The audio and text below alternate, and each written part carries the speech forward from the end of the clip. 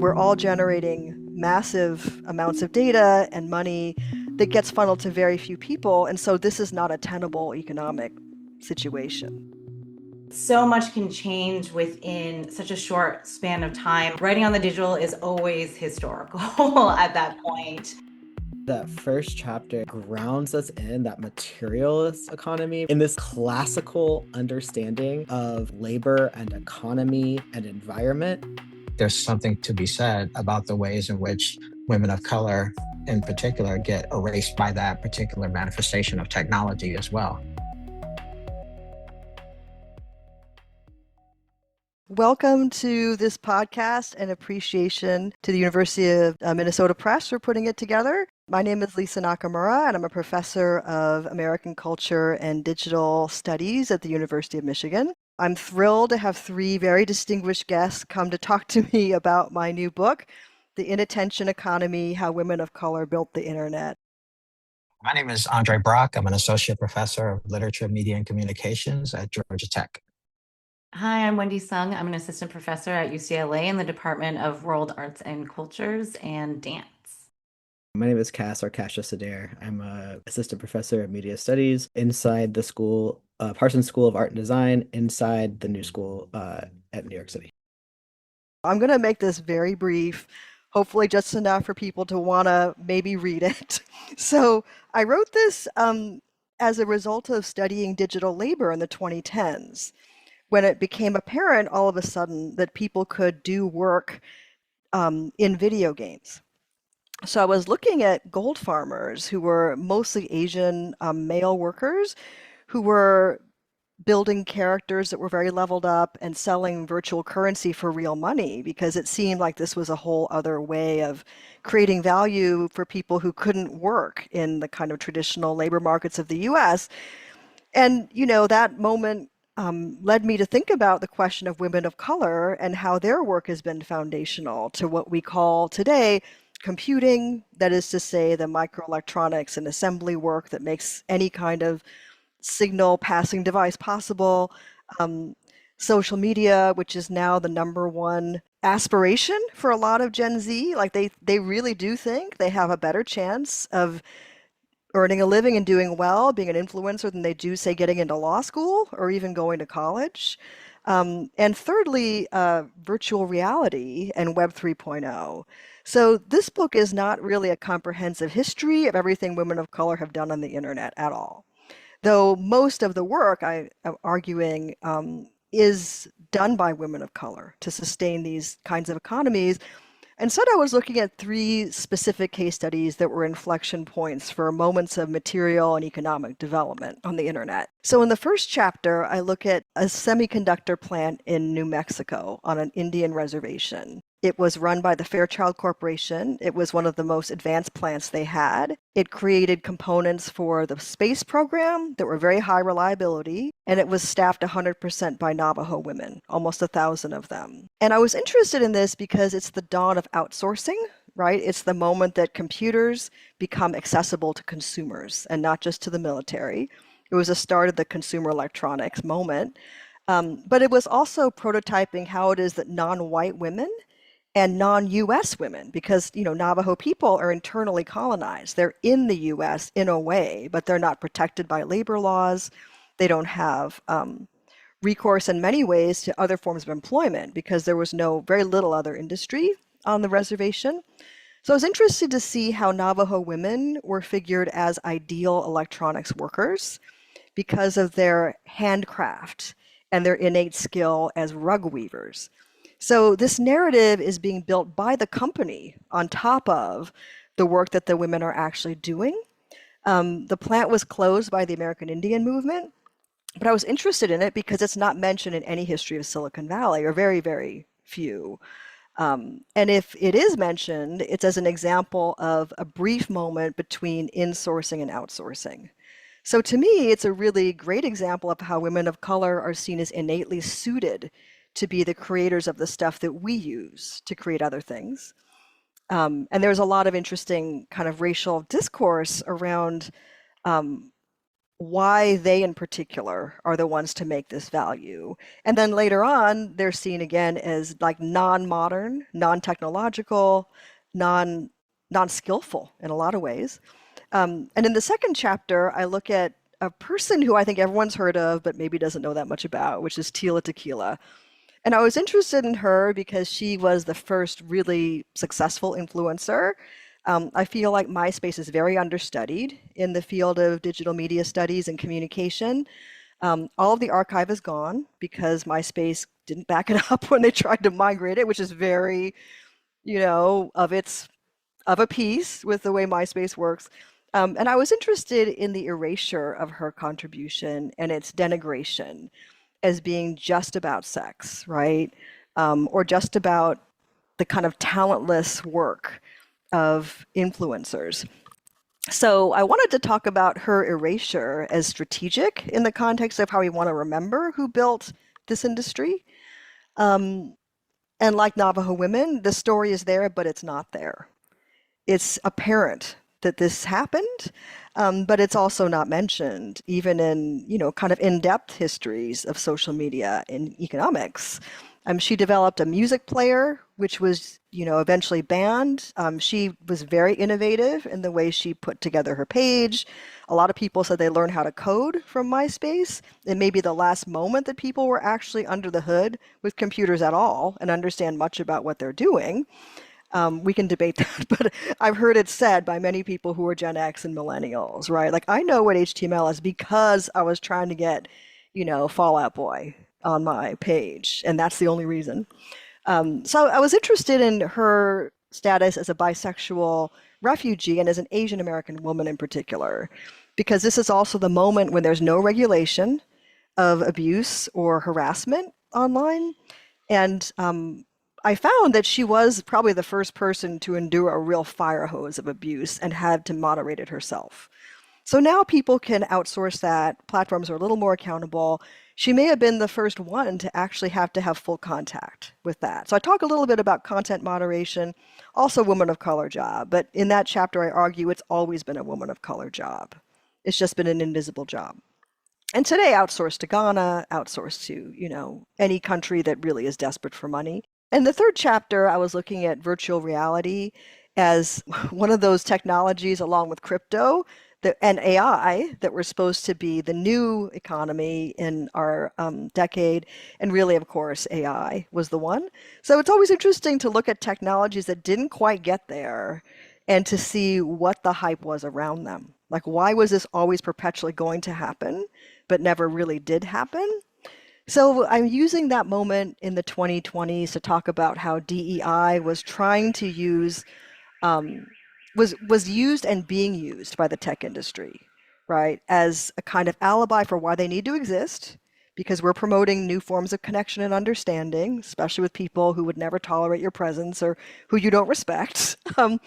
And we are also building identities as being interested in diversity. And from the point of view of now, it's hard to believe that the NASDAQ ever required companies in its exchange to have a diversity officer or to have a person of color on the board. But that was the law for a little while, or rather their regulation, and then it was rolled back. And of course, everybody got fired who was in those jobs. But there was a minute when tech was trying to be at the center of this conversation about DEI. So there are earlier narratives about equality and democracy. We can all be the same online by hiding our identities is kind of coming back, only in a really odd way, is now we can all be women of color in VR by walking in their shoes. So we can really understand and get it this time. And, it's been completely reversed, all of that. But I wanted to capture that moment just to see the ways that women of color are again at the heart of an economic strategy, even when that strategy doesn't work or is very, very short-lived. Again, this is not every moment in time. It's just these three, which I thought were emblematic of these shifts in the way that digital is understood and computing is understood. So first, where do computers come from? Women of color. Secondly, what is social media built upon?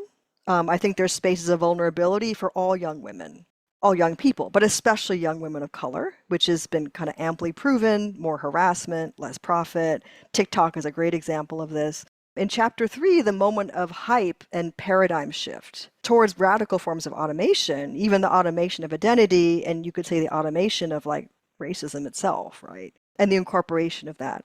So I just want to open it up to people here because you all have been an inspiration for everything here in so many ways.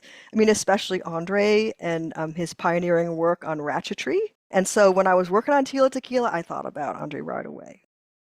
No pressure, no pressure. Let me go up a level. I really enjoyed reading this. As always, you are an extremely clear and cogent writer, able to capture theoretical perspectives and apply them to the subject positions of people who are implicated with technology. There's a reason why I've been following you for the last 20, 30 years now. I didn't say that out loud. I'm curious because I want to hear more about the connections between these three.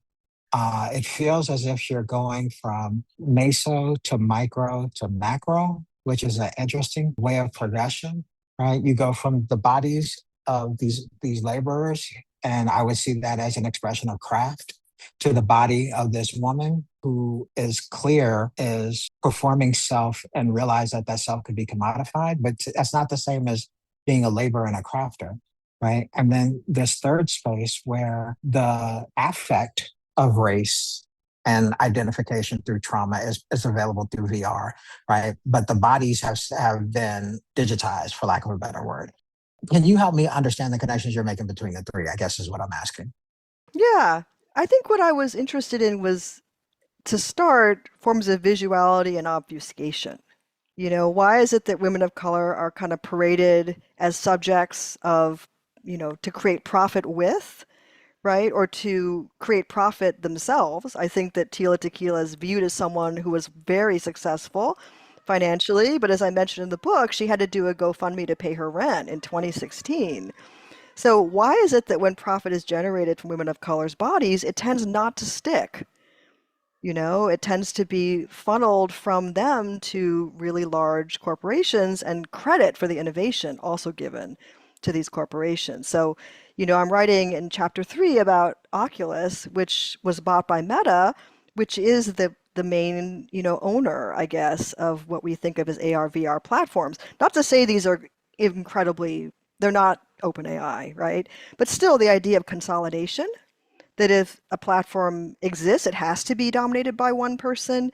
I remember the browser wars in the 2000s, right? There was such a diversity of things that people could use.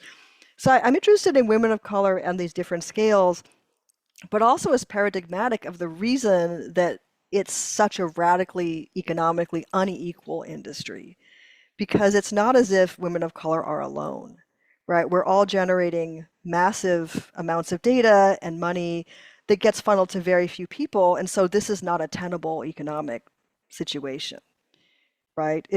Cass's life, it cannot continue. It's just really unfair. And people are getting very, very angry about it. So I think a lot of the critique of capitalism is actually a critique of this arrangement, but people don't know to call it that. So, we've been talking about the AI bubble in the financial news and how all of the profits in the stock market for the last year and a half have been built on AI alone. Like if we didn't have that bubble, there would be no growth at all.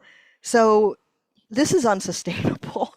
And it's underwritten by the suppression and I would say strategic forgetting of who's doing the actual work. So I think the act of memory is really important here, and the act of seeing what we're not supposed to see, which is who's making the stuff that we're using, or in the case of Tila Tequila, who made it initially, created the conditions for other people to make it. Who doesn't profit and who does, right? Who's getting paid and who isn't getting paid. So in chapter 3, I talk about these poor voice actors, some of whom are white folks, right? Who have to pretend to be autistic or, black or disabled and have people abuse them so that other people can learn how to act right. Like this is like sin eating. It's, just a very medieval idea about who does work so other people can feel good about themselves. So yeah, I think this is just a way to say, I'm looking at women of color because that's what I know, right? In my body as a person, but also as a scholar. But I do think this paradigm of looking to see we're not supposed to see in regards to who's doing work applies probably to everybody who has any kind of interest in inequality. I mean, I would hope so anyway. Thank you. Thank you so much for that, Lisa. In as I was reading this book, which I mean, obviously I already teach the Indigenous circuits all the time in my class. I was really struck by the way that you use Japanese internment in your own personal history that I haven't seen actually in the rest of your work. It became this kind of instructive, like historical touchstone throughout the book in the introduction and the conclusion. And I was just wondering if you can talk a little bit more about how it comes to be this kind of blueprint or the kind of bookends for this book in particular. Yeah, thank you. Well, the short answer is I have tenure, so I can do that. But I think the personal turn is just another form of transparency. If I'm talking about obfuscation, right? If I'm talking about who's hiding what, or what kinds of motives are not made clear to us, right?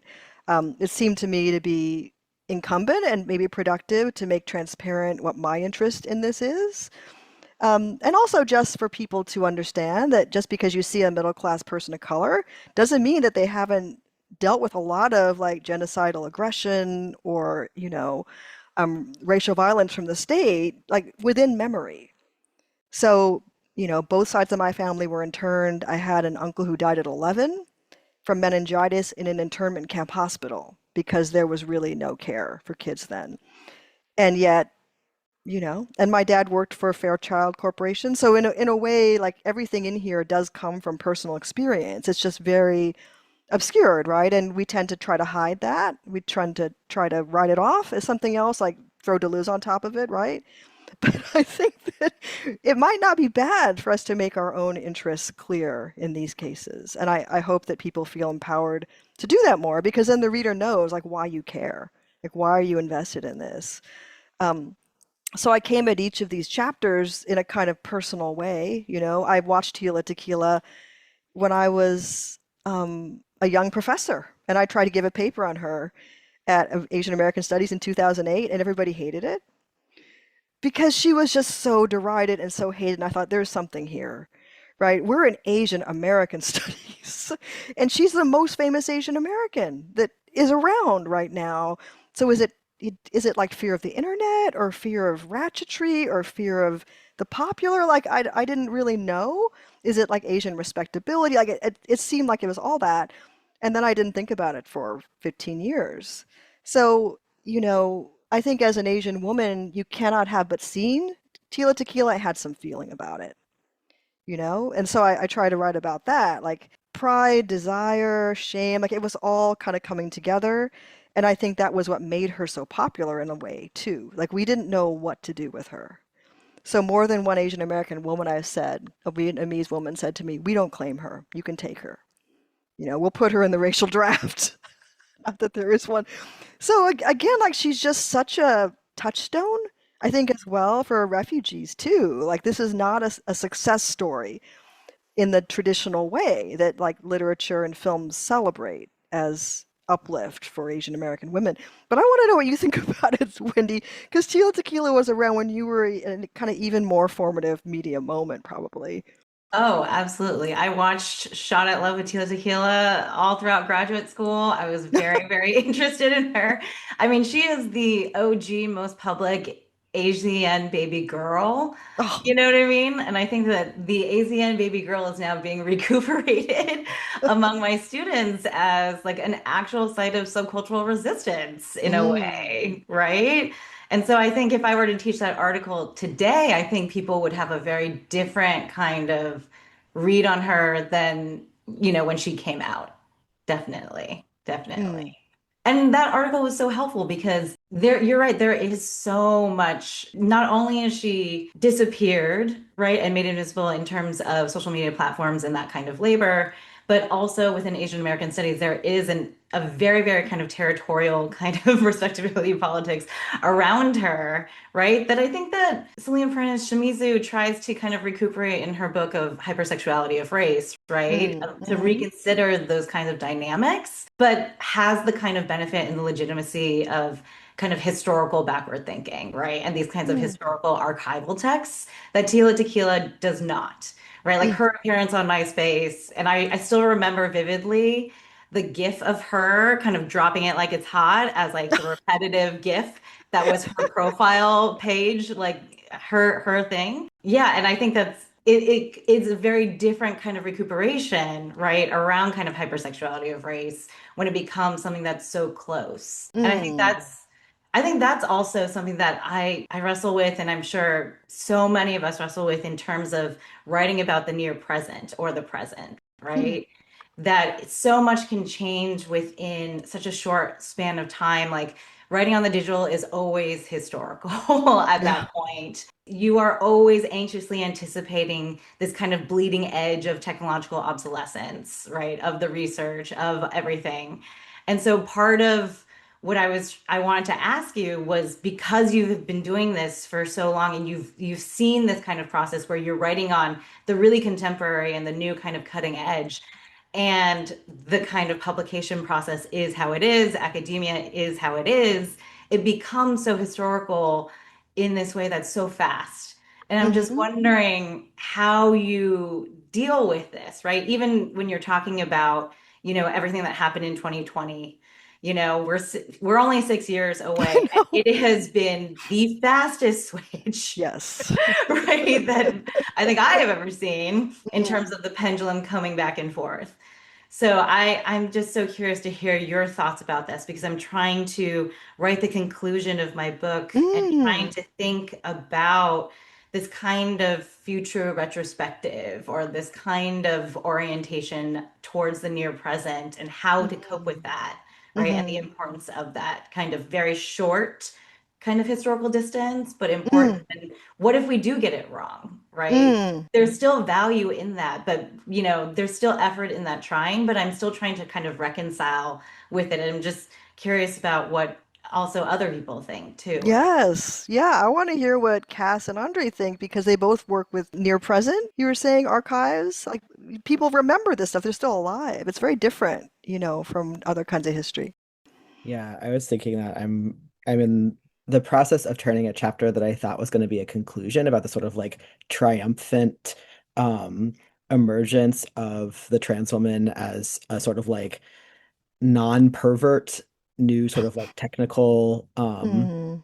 model minority within the industry. And then like as soon as I finished that draft, we became perverts again, right? So it just became this loop. And so the chapter now is it's just like a straight up history of like the last 3 years of the Obama administration. It's Mm. so narrow.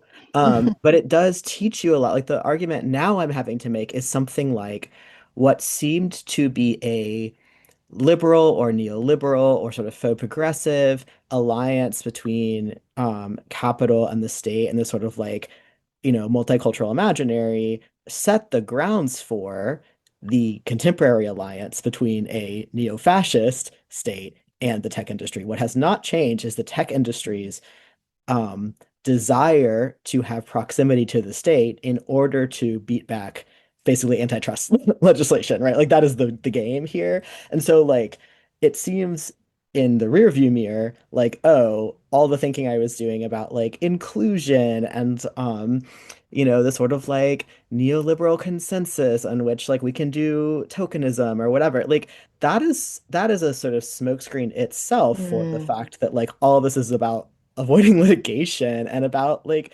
being able to buy up all of your competition and drive towards monopoly. So it's interesting to think about that sort of layer as a sort of aesthetic strategy on the part of the state and of the corporation, and also having to like reanalyze the meaning of that stuff and be like, shit, it was actually they were bad the whole time, but they like used the bodies of marginalized people to just basically like very Potemkin like prop Hmm. up their monopolizing for a couple of years, and it did trick people, right? Mm. Like it feels like we should all be like good enough social critics to be like, well, that's what corporations do, and we're all Marxists, so like we don't agree. But it really was a moment where people felt I can learn to code and get ahead, or I can learn to Mm. code and feel some kind of economic security. I can have health insurance for the first time if I just joined this industry that's offering me a bridge to the middle class. And I think that um, on the one hand in the rearview mirror is really like sad and tragic, but also there's something about the cruel optimism of that moment that feels really Mm. important to crystallize in our histories. So to me, like the way that I read that final chapter is something like, wow, you can see that some people believe that they could be doing the right thing by doing something that, one, if we just think about it as like vulgar Marxists, clearly is not going to work. Also, if we think about it from the perspective of a slightly advanced historical perspective in 2026, we know it's not going to work. But the question really becomes, why did they believe that this Mm. could be a strategy that would undo some of the like entrenchments of racial capital that haven't been magically undone by any prior technology, right? Like TV was also supposed to like bring us, the news into our living room and let us sort of observe the other. And none of these things have happened in the history of media, right? Um, so at any rate, I think it's like a fascinating question about like how do we grapple with um a moment um that gives us access to almost like a sort of grief about a Mm. neoliberal optimism that like at least for me I'm like I don't believe that anymore. Like whatever 18-year-old me that voted for Barack Obama is now like, oh, you should have known better, right? But we like affectively did not. And that's important to historicize that affect, I think, and like really understand and grapple with like what it meant that we thought we could do something better by using these tools. Mm. So that chapter really speaks to what I'm trying to write, but also what I'm trying to get my students to feel, which is something like we weren't all stupid when we thought, won't it be great if we have these apps or these programs that can be more efficient, that can bring people together? Won't it be great when I can talk to my cousin on Facebook and who I haven't seen in a long time, right? We weren't sitting there being like, can't wait to give all my data to Facebook so they can then Mm. win democracy, right? Like there was a real dream there, I think. And I think that's important to, if we really want to get under the hood in terms of like what values tech is selling to us, it's Mm. important to know what those are and how they feel and how marginalized people, I think, are especially targeted by that optimism. That wasn't a question. Cass, that's amazing. I mean, what you're doing is explaining why it is in plain sight the tech industry got to be 100% white and male, or 100%, East Asian, South Asian, white and male. In the moment of liberalism, in the moment of like this was happening at the same time. Like it's not a paradox; it's of a piece. Like it's really not a contradiction. You can't steal something that people are giving you. So the question I think was how to deal with the near present archive, how to do the research that we do. And I think only one person has not spoken on that. Who would that be? I have been running into roadblocks for the last few years in pitching book projects that focus on older histories of the internet. Even despite the success of Charlton McElwain's Black Software, I find that the couple of publishers I've talked to, they want topics that are current. And in that way, they kind of reflect our students who are basically trapped into an endless now where the internet is literally only the technologies that they've used since they, you know, got woke. Well, not woke in the conservative sense, but where they remember themselves come to life, right? And this came most crucially, this most vividly to my understanding when I was arguing with people about Kamala in 24, and a young lady pointed out to me that she couldn't vote for Kamala because of genocide. And I'm like, well, Israel has been conducting genocide against the Palestinians since the 1940s. She's like, well, I just now saw it on TikTok. Right. And so the immediacy of the platform, right, does a lot to erase the memories of anything that could have gone before. And, Lisa, you and I have talked about this a lot. I think the way the interface is set up, particularly phone interfaces, where when you switch apps, it switches interfaces and it switches interactions between the user and the application. And so what was on the screen before is completely wiped out. Matter of fact, it even gets dropped from memory after a while. It has to refresh, right? And I think there's something to be said about the ways in which women of color in particular get erased by that particular manifestation of technology as well. Right? It's kind of hard to maintain a focus on structural dimensions of inequality and power when every time you open an app, it's all new, right? And I'm thinking about this too in terms of customer service, which used to be a woman-dominated field and now is dominated by AI, right? Still keeps the AI voices, but if you ever make the mistake of closing that window or going to a different tab, you come back and that thing has been erased all over again, right? And there's no such thing as where you can be on hold with an AI agent and we'll restart the conversation at any time, right? And I'm bringing that up in part to try to stitch together the three things that you have here, the three case studies you have here, because I think in terms of materiality, the efforts of the Indigenous Women for the Fairchild Factory have been erased because we can't, it's really difficult to get these students to think about the materiality of the devices that they hold and how that materiality enables the virtuality. And similarly for MySpace, people often forget that MySpace modeled itself on Black Planet, right? And so when you have a woman who's coming from the Philippines and the ways that the Philippines and other Southeast Asian cultures are deemed at the lower strata of Asian hierarchy, Asian and South Asian, right? It makes sense then that she became popular on an app that modeled itself after Black people in a way that allowed her ratchetness, her excess of life came to being. But it also makes sense that because of the fleeting nature of social media apps at that time, there used to be an acronym, YASN, yet another social network. We were tired of signing up for them, right? And so she quickly gets subsumed, even though she goes on to MTV fame and all this other stuff, she quickly gets subsumed as Facebook begins to dominate the space. And, Dana wrote about this in Race After the Internet.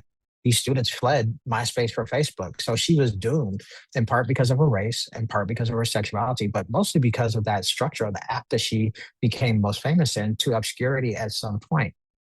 The funny thing is, because, and I've talked about this with you before, Lisa, we've been talking a long time about whiteness having an interpretive flexibility that is denied to the bodies of non-white people, right? So Logan Paul is still a thing, right? And somehow these white men and some of the younger white women have still managed to have these influencer careers long after the apps that we originally found them on have become defunct, where the brown folk are not able to do that as well. So Tila's health issues, her decline can be traced to the obsolescence of the platform that she came in, but in part that obsolescence is a part of modernity where whiteness gets to continue reinventing itself and people of color get locked into it. And so I'll stop this monologue shortly. Right. The last thing I wanted to say was the last chapter is interesting to me, in part because of my interest in technoculture. And a friend of mine wrote two articles that seemed deeply significant to me for this last chapter. She wrote an article about online tourism, and she wrote another article about glitch racism, both of which are mentioned in this book. I'm just bringing them up because I get a chance to talk to Lisa, and I haven't in a while. Right.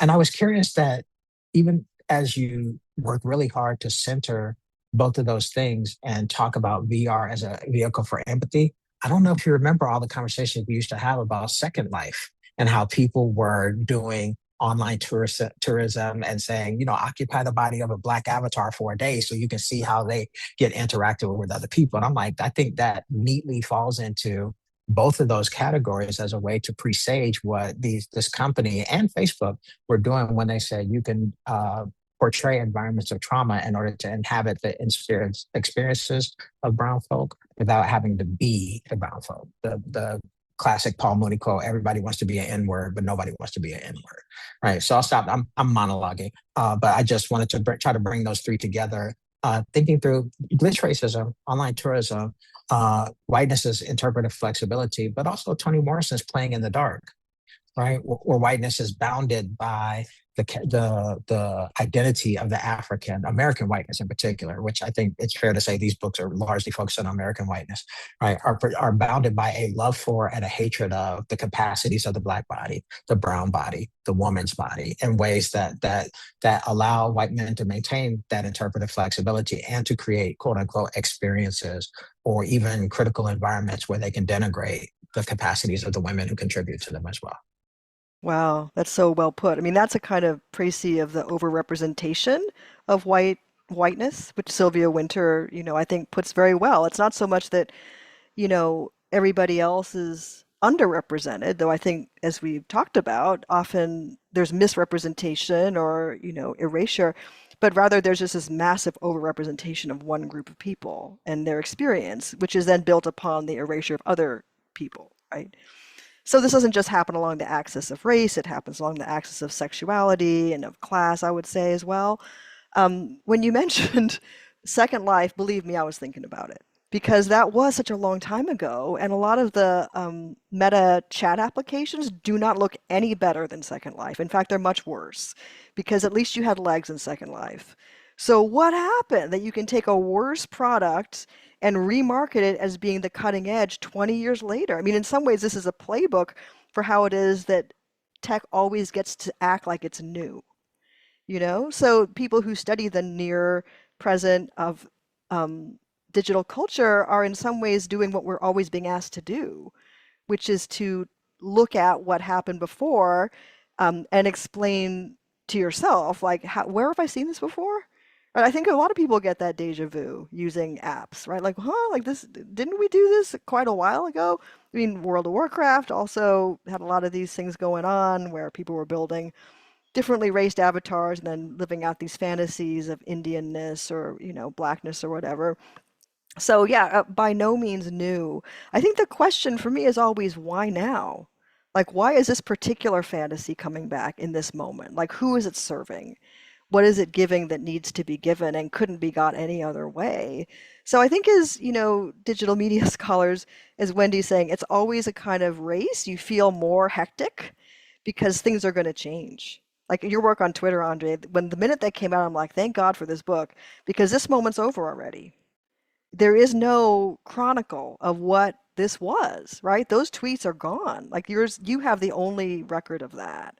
And it's so valuable. Other forms of culture don't really get to disappear this way, for better and for worse. So, uh, on the one hand, what is you're saying, we're always kind of looking over our shoulder, like, oh my God, like who else is writing on this minute? And how am I going to make this a contribution to the study of humanity, not just the study of internet, right? Um, well, at the same time, no one's writing on these things. At least it seems to me sometimes that what we do is seen as niche, even though it's like way more engaging in terms of actual people using these things. You've heard me all go on about how really, really obscure things sometimes get a lot more attention than things people are using every day, right? It almost disappears because it's ubiquitous, it's everyday. And that makes it harder to study, weirdly, right? Because it's seen as not valuable or unimportant. So when you talked about pitching to a publisher, let's talk about the history of like technology. What could be more interesting right now? Honestly, it's my question. It's that question of the endless now and how the screenshot remains one of the best forms of capturing any digital moment, right? You can't rely on APIs. You can't rely on scraping. You can't rely that they'll allow you to even pull stuff. And so the screenshot is the tool. But I don't think I answered the actual prompt, which is working through this post present. Just if only just to say, I think Wendy said it really well. We're always a step behind. And we've talked about this before, Lisa. It's like by the time we write about something, it's 2 years out of date. If it's a book, it's 4 years out of date, right? And yet that we're pushed to continue to make it seem like this is something that's new and of interest. And that's a really hard road to hoe. No Shakespeare scholar, sorry, no Shakespeare scholar is being asked to keep up to date with what's going on in Shakespeare. And yet here we are, right? I want to say one more thing, and I'm curious for all of us on the screen. Does it make a difference that we're doing this from a media studies lens? When you ask that, it makes me think of how media studies is always borrowed from so many other disciplines.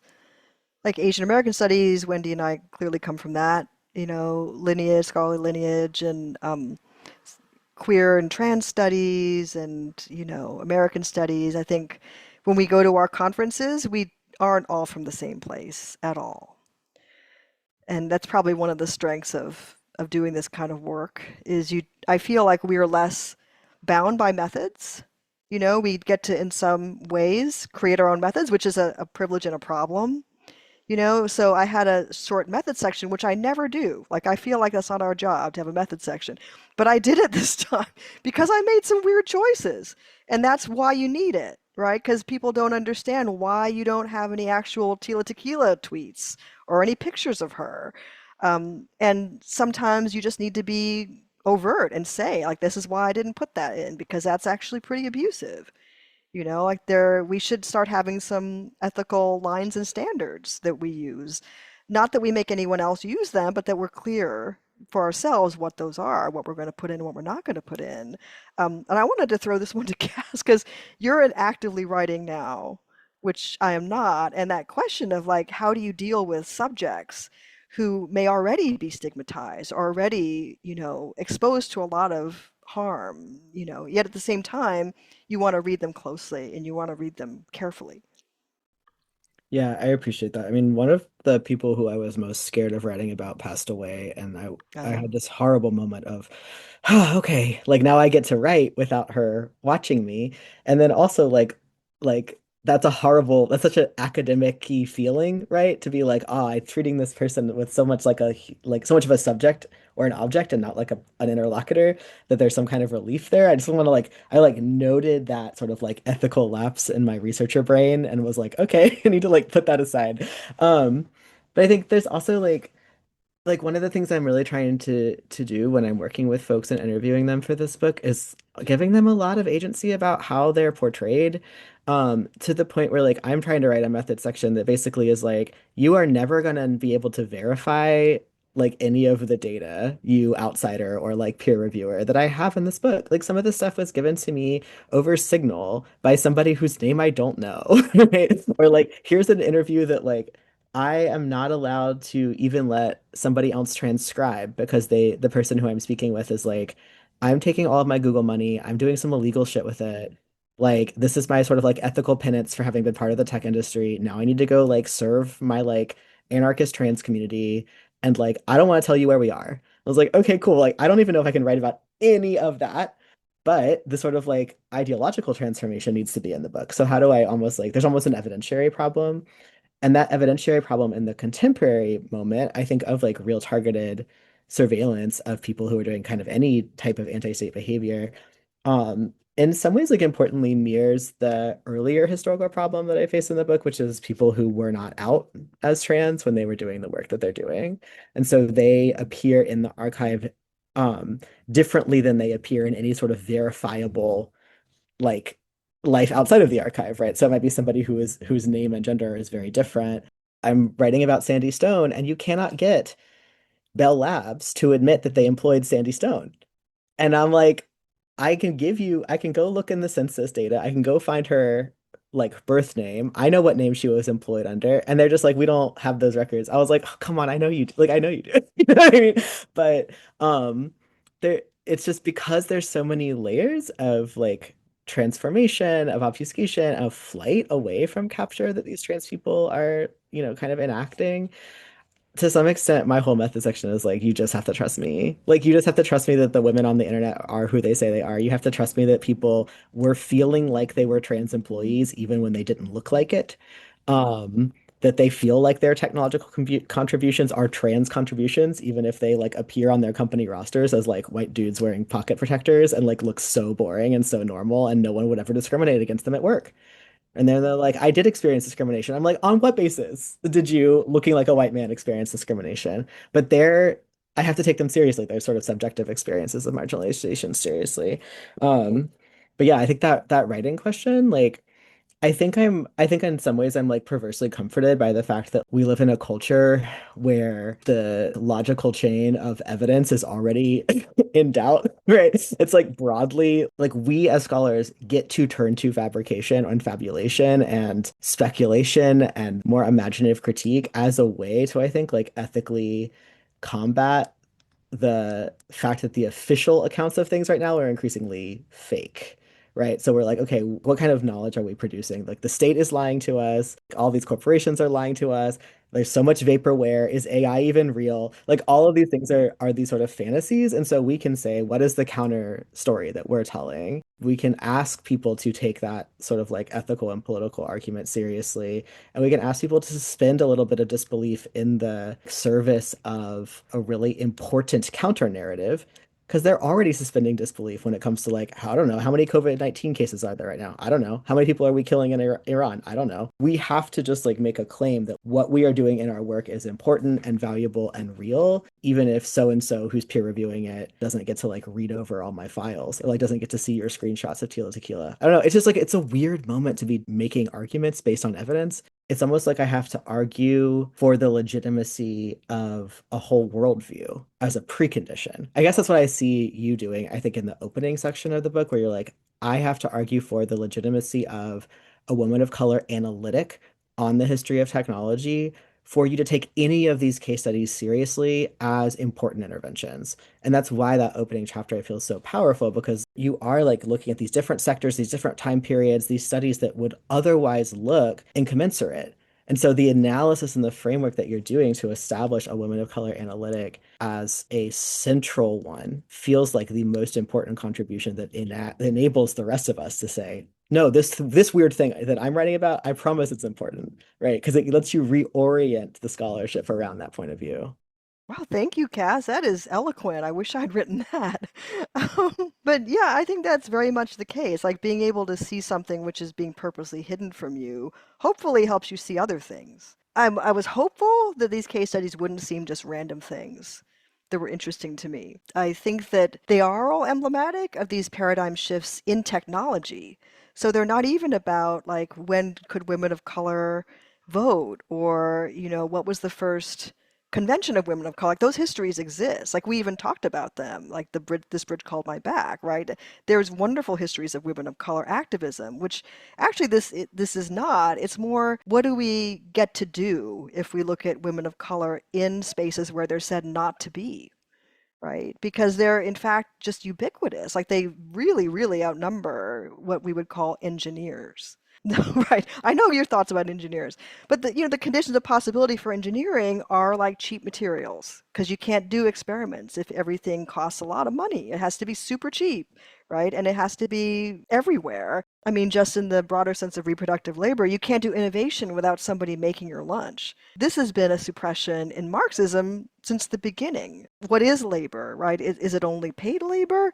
I think, as you say, like we're trying to establish reality, right? Or what happened? Let's just say what happened in a moment where everything is radically in question. Is this made by AI? Is it real? Is this a real person? Is it a fake person? I mean, Andre, you and I remember in the 90s how it was really hard to publish stuff on virtual worlds and virtual communities because people would say, well, how do you know this person is who they say? Like, how do you know that this person is actually from here, this age? You're like, well, it's not really about that.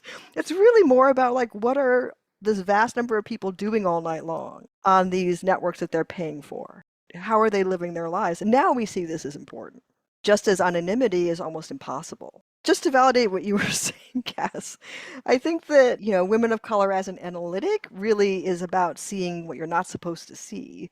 But I think also like queer and trans studies is that, and, other areas of, so just as we're seeing these things defunded, that's not coincidental.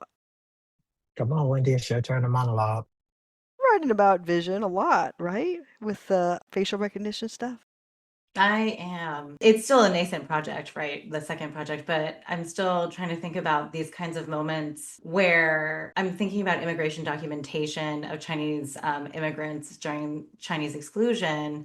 And how immigrant documentation becomes implemented because of kind of anti-Chinese sentiment, and how Chinese immigrants use that way the kind of logics of non-recognition through inscrutability and indistinguishability to trick kind of immigration officials. So, having these fictitious stories, using these kinds of logics of non-recognition to their own advantage.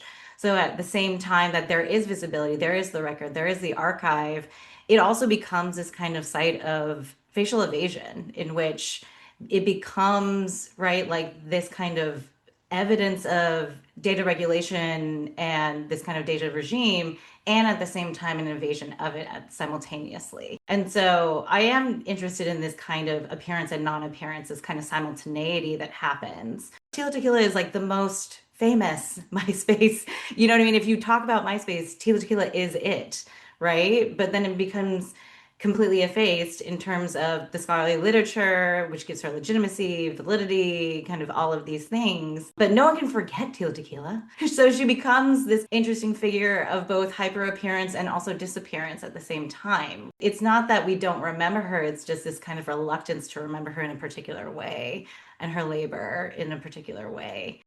I'm curious, who is the contemporary Tila Tequila? Like, who is the figure who holds that space in our students' imaginations? Who's a real, like, platform star? Like, who's used TikTok better than anyone else? Oh, good question. I guess Addison Rae? Maybe, yeah. Not exotic enough. Yeah, No, right. right. This is the thing. It's like Yeah. there's all these like white women influencers who just created like these trad wife careers. Whiteness and thinness are so valued by TikTok. I mean, part of why I'm thinking about this is because your chapter convinced me that Tila Tequila should be understood as a innovator of the economy of influencing, Mm. and was an early adopter in such a way that she was actually too early, right, to profit Mm-hmm. in the way that she should. Like she should have had brand deals, right? A contemporary Mm-hmm. version would be selling sunglasses and then making bank off of that, even Mm-hmm. if it was pennies on the dollar per view. But like, where's that economy now, and who does it latch onto, and what types of subjects can do that? Reality stars. So I'm thinking Alondria from the last season of, was it Love is Blind? I never can remember the names of them. Right, Love Island, right? And so she's managed to work herself into commodification in a way that has been interesting, where she's starting to get modeling contracts and stuff like that. But her interiority is not on display in the same way that Tila's was. I mean, this is one of the things I really loved about that chapter, where you were talking about how she created a form of digital intimacy in a space that previously had not been known to talk about intimacy at scales, right? And so I don't know if I think Cardi is actually the right answer. Cardi will go on and talk about her love of history and do political critiques and talk about her baby daddy and talk about sex, and then turn around and she'll be doing photo shoots in high couture, right? Or twerking with the next young star. So yeah, I think Cardi is the closest thing we have to where Tila is at this moment.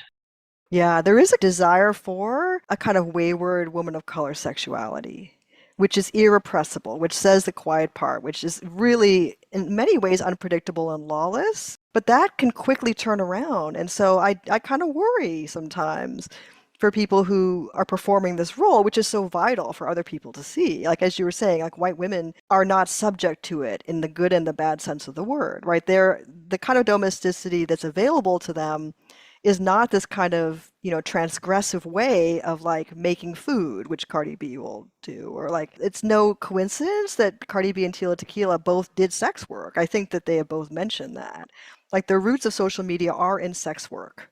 So Black Planet only got to survive because it became a dating site. Asian Avenue stole Tila Tequila from her own kind of semi-porn site. And MySpace had a law against people doing brand deals, right? Like, so it's not a coincidence that women of color are subjected to these kinds of suppressions where they're building a space and a niche that other people can in fact go ahead and make a brand deal or spin off their own brand of pots and pans. I'm thinking of the pioneer woman somehow as somebody who's the earliest trad wife.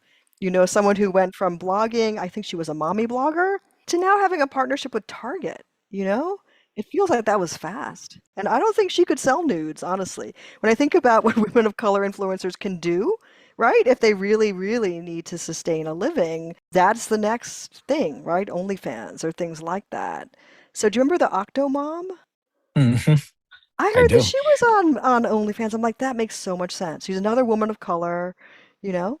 Technically, yeah. I'm thinking too of the ways in which K-pop and J-pop girlies are not nearly as open. They're exploited and commodified for sure, right? But not in the same ways that Tequila was. I think you really hit a really fantastic point where you talk about how all that labor that Tila did was stuff that people hadn't really aggregated as digital labor before, and made it into this kind of understanding of what a celebrity or micro celebrity influencer has to do in order to be seen and perceived and adored. And now, particularly for K-pop and J-pop, they have entire industry machines behind them that do a lot of that work. I would argue Cardi probably gets in trouble with her label on a regular basis because she's relatively unfiltered, right? But many other people are so much. Everything is Taylor Swift. Everything is artificial, almost automaton, and so that's really interesting to me as well. That was a huge paradox to me doing some empirical research on social media because I just wanted to know, like, how big is this industry? Like, who's actually in it? Like, what are people looking for? So if you're a young person, you're going to read this book and think, everyone knows that, right? Of course, everybody follows an influencer who's a person. But in fact, that's actually kind of a recent thing. So some of the survey data I looked at said the thing that young people value the most about influencers authenticity, which was surprising. I thought it was going to be like talent or beauty or, influence. No, it's authenticity, which is why the unfiltered, the unmedia trained moment is really the viral moment. Yeah, it's the get ready with me economy. It's like putting someone in your bedroom. And like that's such a also a sort of like a mirror of a world in which like we were using FaceTime and Zoom to communicate at a period of, pretty important developmental stage for young people, I think, in the history of digital mediation.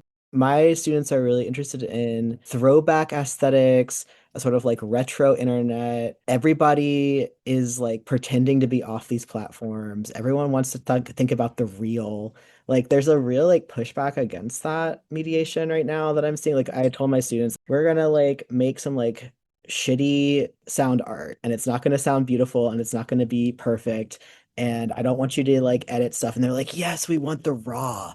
So it's like this like the simulacrum of the rawness is like what's selling because they're sick of the like glossy brandedness, but then it's really easy to resell and repackage authenticity, right? As Tequila showed us all, taught us all. They're really trapped between like searching for authenticity and then only finding authenticity through the filter of the platform and then getting kind of stuck. Like, what do I do now? I'm like, well, actually, like probably log off. But like, I understand why you don't want to. I also don't want to. I love the internet, and also we should all log off.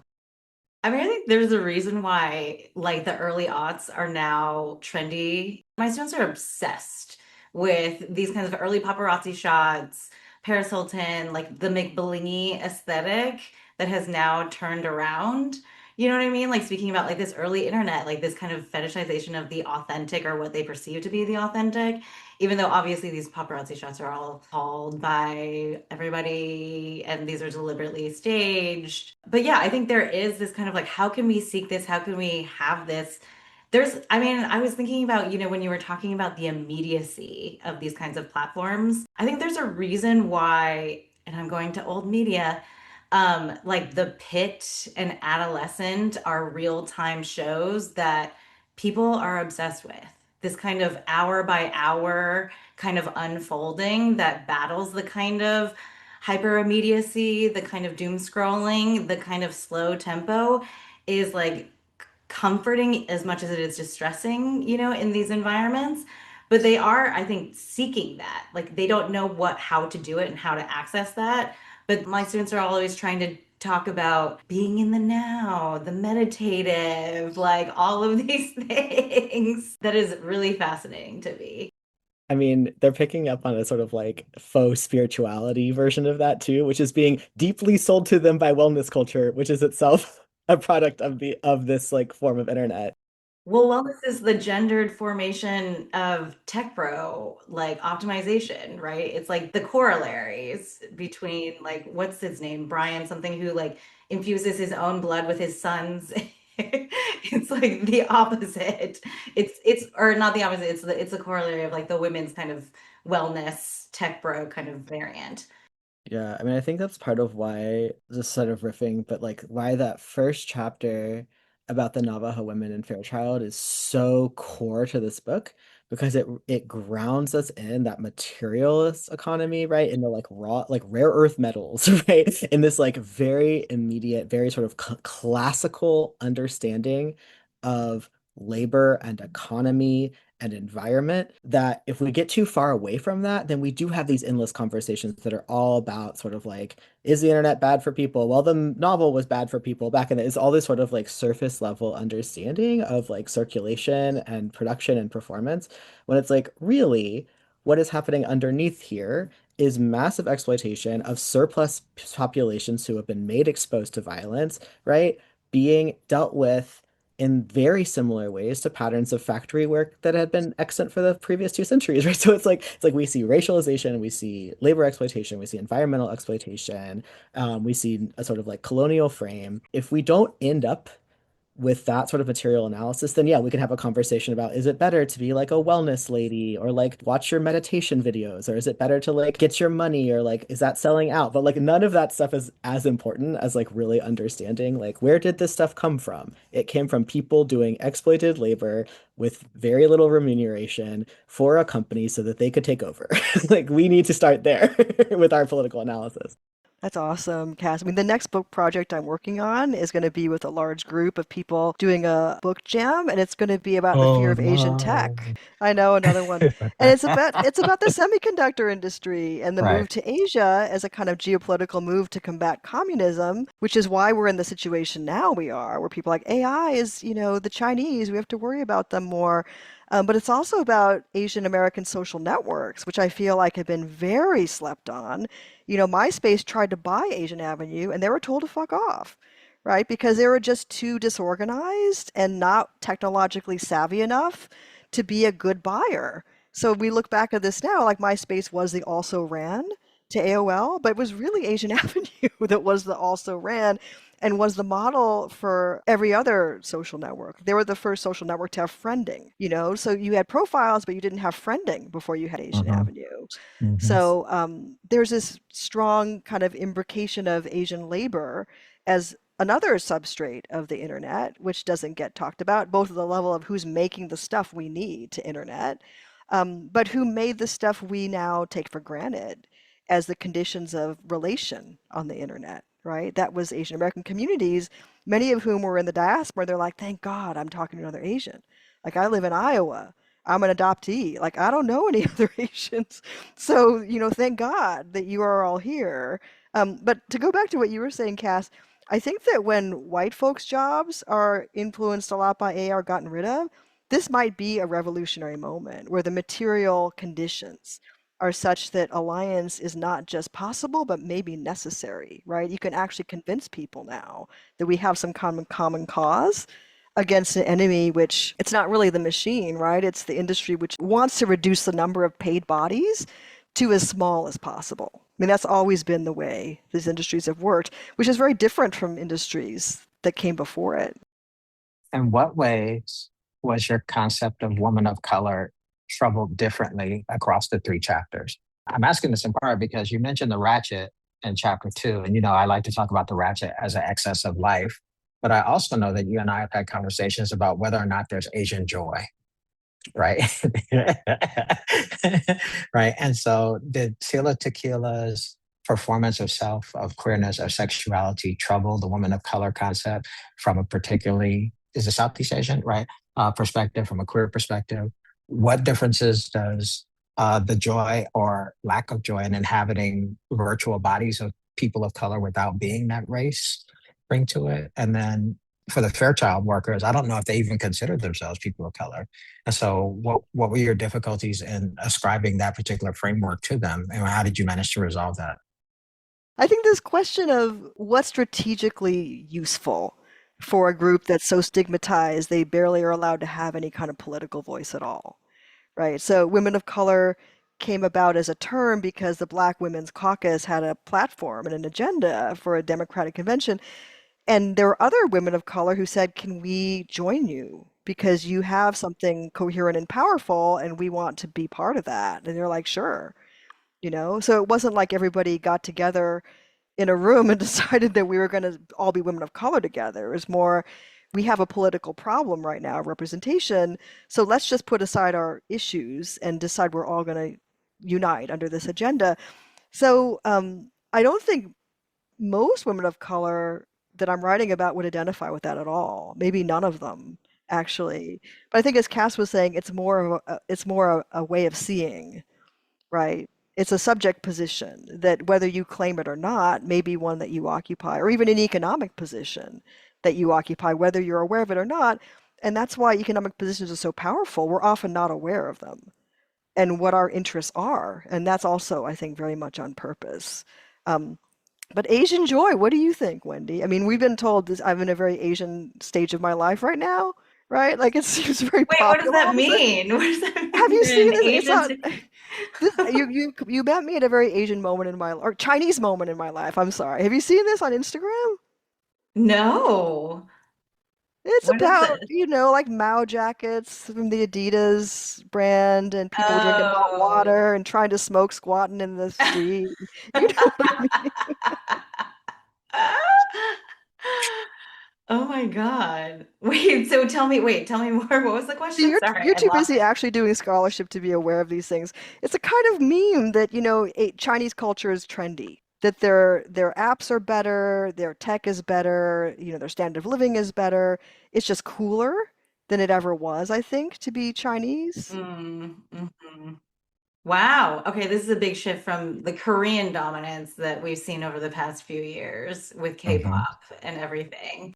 Yeah, there's a lot of white leftist fetishization of China as a way to think of an alternative economy. And we meaning like the white people. So maybe I'm stitching together what you said before of like when the social contract with white workers is broken, right? That's when shit pops, right? It's like, oh, you can't even get out of exploitation by being like a white person anymore. Come on, that's what we had a handshake deal over here, right?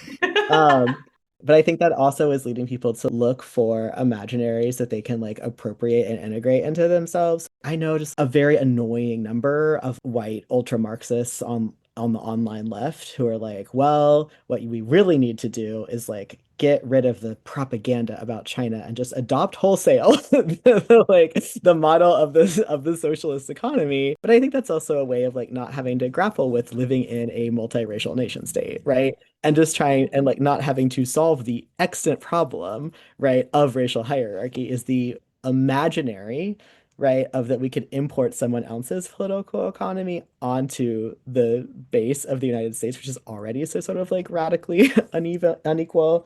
I think this is also a little bit about Maoist memes where people are like, I've got a problem with my landlord, and someone's like, I have a solution. It's just a picture of Mao. The economic inequality is so stark that people are just like casting about for a revolutionary savior figure and finding it weirdly but this is also like wait like how the American left is always looking for an out from solving its own problems. You know, this is my next book project, actually. There's a meme on TikTok of people raw dogging reality where they just sit and look at nothing for 30 minutes, like, oh, wow, you discovered meditation, but you're not calling it that. You're just calling it raw dogging reality. So I think it's this new kind of Orientalism, and it's a reaction to AI. Like, what is real? What can I trust? Nothing. Like, literally nothing. So I'm going to sit here with my thoughts like we used to do in the old days. And this idealization of like the Oriental is very much about as well China's decision not to have US tech platforms around. So people used to say, oh, this is terrible. China's censoring the internet. This is the worst thing ever. But they don't have the same issues around capture and surveillance. They have different issues, right? But they're not the same ones that we have. So looking back, like that seems like a really smart thing to do. But I remember people saying, oh, China's going to be left in the 20th century. They're not on the internet. Like they're completely rejecting modernity. So seeing it come back in these new forms, like, oh, I've discovered meditation. I want to get off the platform. I want to, have a real life and, hold space for people. Like this is really the coming together of the wokeness that got to survive as wellness and the kind of idealization of a kind of non-capitalist way of living, which is completely actually people don't know anything about. Like they're imagining China. They really haven't been there or know much about it.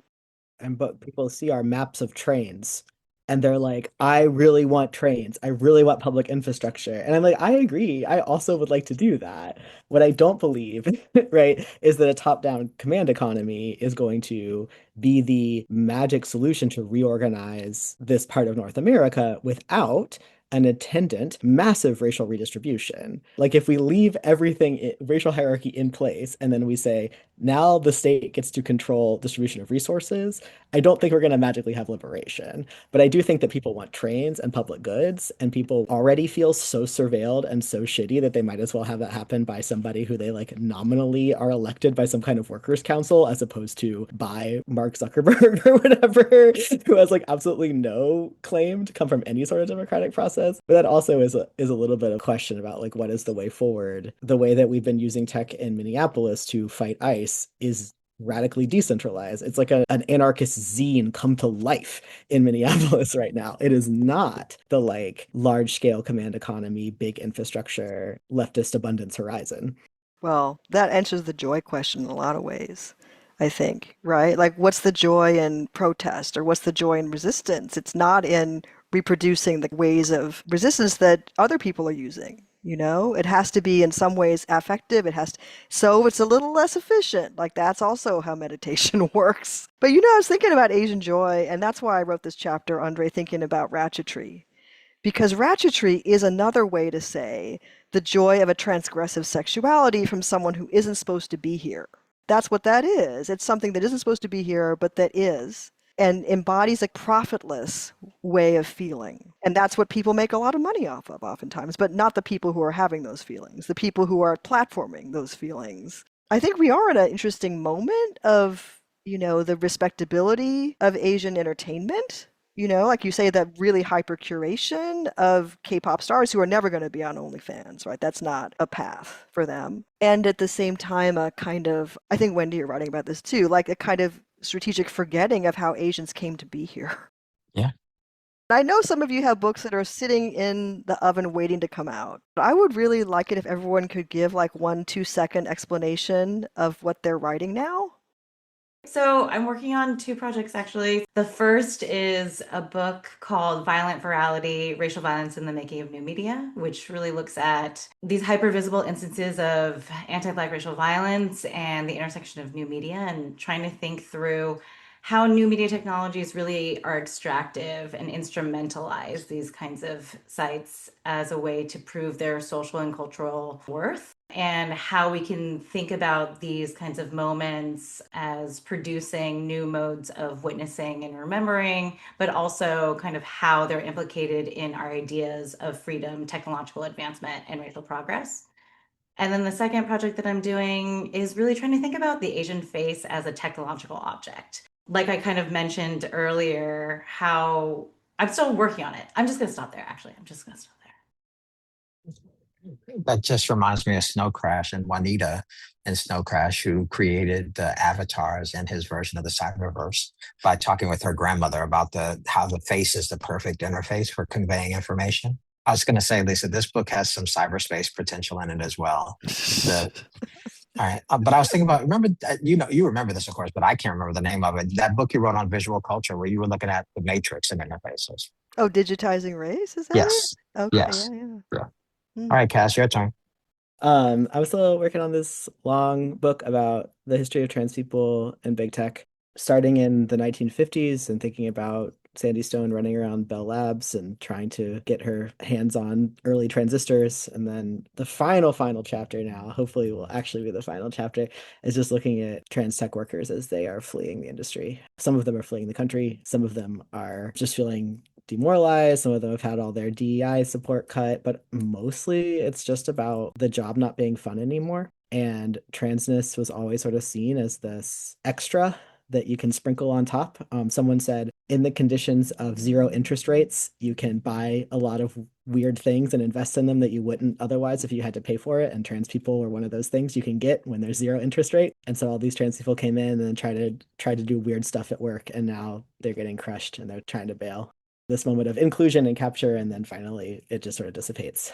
And I'm also working on this like weird collaborative syllabus with a couple of people, trying to think about what would a class geared at computer science or data science or information studies students look like that introduce them to the profession or the field from a critical lens, and how could we like teach that out across a couple of different places. So we're trying to write, what are students coming in with, or what are their assumptions around tech? What are their assumptions around the kind of choices they're going to have to make? And how do we arm them with historical knowledge to try to make better choices? We secretly think, and also switch majors, but like at the very least, like how do we immerse students in a historical critique of the industry from the jump? So that's kind of a side project I'm working on with a couple of people, but I'm excited about it.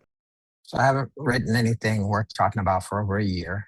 The book project that's on hold is I needed to extend some stuff from distributed Blackness, and I chose the Black technocultural matrix. And I wanted to add a 7th category of aesthetics. And so the next book is focusing on a blues aesthetic as a frame for Black digital practice, where I can incorporate materiality, sensuality, joy, cultural critique, and all these things as a way to understand what's happening, not just on Black Twitter, but on Black Threads, on Black LinkedIn. And so I spent a lot of time reading aesthetic stuff. I've spent a lot of time reading blues stuff. I've watched Sinners 5 times now. When I get back to it, I'm sure it'll be nice to return to it. In the meantime, I keep accepting projects that I have no business doing. So a chapter on technology for an Afrofuturism reader, a paid article on hip hop and music blogs and DSPs, and just, way too much stuff, way too much. Oh, look, I put y'all to sleep, or I froze y'all, one of the two. Oh, no. I think we're out of time. Yeah, I heard next book. I kind of did already. There's a collaborative book on Asian tech and semiconductors, and then another book on meditation. I think the Asian tech book will be out in a year because we're going to write it really fast. The other one is going to take a long time to write because it's interviewing priests about how they're using Zoom and stuff like that. So, I was kind of joking about the rediscovery of meditation by young people, but from what you're saying, Cass and Wendy, like this is really a thing. Oh, truly. Yes. My students want to think about dissociation in a way that, like, positive and negative, but they are into some spiritual stuff, especially my students of color, actually. I think there's just been like an aggregate demand and extraction from them that they are like, I would like to opt out of this, actually. Like, this is a pattern that I'm seeing in my classes really hard right now. It's probably not fair because I am in a department called World Arts and Cultures and Dance, and like some of fellow faculty actually teach meditation as a course. Oh, So see. I have a kind of skewed sample pool in terms of my undergraduate students. They're very crunchy and they're very into this stuff. So And you guys are in New York and LA, right? Like, I wonder what's happening more in the middle right now. The Minnesotans where I live, I mean, we're like really, we've had to be analog. We're all learning how to read maps because it was really clear that ICE could trace you from your phone if you were if you were following them, and also people needed to track where multiple vehicles were at the same time. And so people just got physical maps and were moving like, on with a whiteboard and were like marking where the cars were on a physical whiteboard, and then they could erase it so that nobody could get the data of where the observers were and while the cars were every day. So like the analog turn in terms of like resistance to state surveillance is like super real here. If the pattern that I've seen in my classroom and the pattern that I see in my city of people feeling overwhelmed and depleted by corporate technoculture on the one hand and captured and surveilled by state surveillance on the other hand is any indication, the future is going to be in weird small tech, little mesh networks. The group chat is the engine of organizing. It is not the platform. I think we're going to get really weird and hyperlocal. And that's going to require a reanimation of the physical present that maybe that's what we'll need meditation for. Yeah, well, you guys are too young. Maybe Andre isn't too young to remember the time where if you wanted to see somebody, you had to tell their friend. Like if you went to college, no one had a phone, right? You had to say, like, can you tell so and so I want to meet up with them after the thing, right? And that was the only way. So right now I'm living in a Buddhist monastery in San Francisco, and if you want to talk to someone, you have to go up to them and talk to them with your mouth, right? And it's so weird. It's so Stressed out. strange. Right. It's very Just stressed out. stressful. But it's exactly what you're talking about, Cass. Like, it's not actually a new thing, only in relation to now, and most people don't remember it. They've never done it before. Thank you so much for inviting me. This has been a joy. I love these types of conversations, and I hope whatever I said was helpful. I loved it. I can't wait to teach it. I think I'll teach all the chapters separately and then also as a book project to think about how to create a container for really disparate sites that flows really beautifully together, and also how to integrate the personal into a narrative that is not directly auto-theoretical, but just that old school sort of women of color grounding in the self, grounding in the sort of like materiality of the body works so beautifully here. It doesn't feel 80s, it feels contemporary, and it feels like necessary for the framework. So I can't wait to sort of think with that too. I know. I can't wait to teach it. The graduate students are going to lose their minds. They're going to, well, because they're going to look at the kind of methodological diversity, but also the kind of wild promiscuity in terms of discipline, right? Like you are really grounded in Native and Indigenous studies, Asian American studies, critical refugee studies, and Black studies. Like the fact that you can layer all of those, have a cohesive kind of framework and tackle technology in these ways is truly, I mean, it's really special. I appreciate that. This has been a University of Minnesota Press production. The book The Inattention Economy, How Women of Color Built the Internet by Lisa Nakamura is available from University of Minnesota Press and in an open access edition available on our website. Thank you for listening.